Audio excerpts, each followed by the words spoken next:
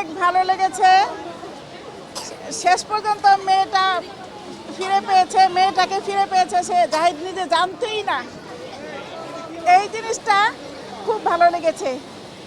Last পর্যন্ত মেয়ের সাথে তার যোগাযোগ হয়েছে। কতদিন পর সিনেমা দেখতে আসেন নাকি সবসময় আসেন? না, আমি সবসময় আসি না।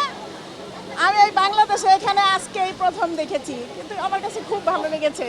শেষের দিকে এসে যখন ওই যে তার মেয়ের সাথে পরিচয় হলো এবং তার চেঞ্জটা অসাধারণ ছিল, মানে খুব এক্সেপশনাল একটা, মানে এই ধরনের মুভিগুলো আসলে বাংলা মুভিকে তেমন একটা দেখার সুযোগ হয়নি আমার। খুব ভালো লাগলো, পুরোটাই ভালো লেগেছে, থিমটাই ভালো লেগেছে। আমার জীবনে এরকম একটা ভূত দরকার, হ্যাঁ, কিছু মানুষকে রিয়েলাইজেশন দেওয়ার জন্য।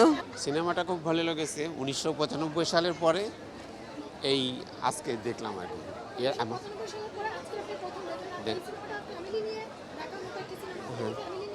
জি, আমার ওয়াইফ ছিলেন আর আমি ছিলাম, আর টিকিটটা করে দিয়েছে আমার ছোটো মেয়ে।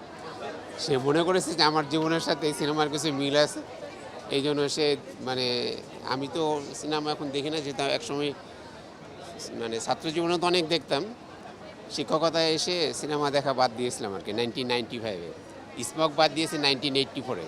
এখনকার সিনেমাটা মানে ভালো লেগেছে। আর আমাদের সময় যেগুলো দেখতাম সেগুলো মানে এক ধরনের মানে জীবনমুখী সিনেমা ছিল, তো ভালো লাগতো আর কি। সুন্দর লাইফ লেসন সহ মুভি, সে ছিল একদম মানে জোস।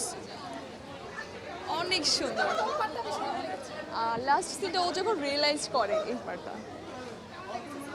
ভালো ভালো, খুবই ভালো লেগেছে। কারণ অনেক কিছু আমাদের জানা ছিল না যে সিনেমার আগে পরে কি হয়, এবং মানুষের চিন্তা ভাবনাগুলো, বিক্ষিপ্ত চিন্তা ভাবনাগুলো মানুষ করে, এটার জন্য ওটা হলো না বা এটার জন্য সেটা হয়নি, এই গ্যাপগুলো সম্বন্ধে একটা যথেষ্ট ধারণা হয়েছে। আমার কাছে খুব ভালো লেগেছে, একটা ভিন্ন ধর্মের ছবি। আমাদের সময় বলতে কি, আমার বয়স এখন 60 ইয়ার্স। আমরা যখন দেখতাম শাবানা, রাজ্জাক, আলমগীর, তো সেই ছবিগুলোর সাথে এই ছবিগুলোর ধরনটা আমার কাছে খুব ভালো লেগেছে। এটা খুব ভালো লেগেছে আমার কাছে, এবং খুব বসে বেশ ভালোভাবে মনোযোগ দিয়েই দেখেছি এবং শুনেছি।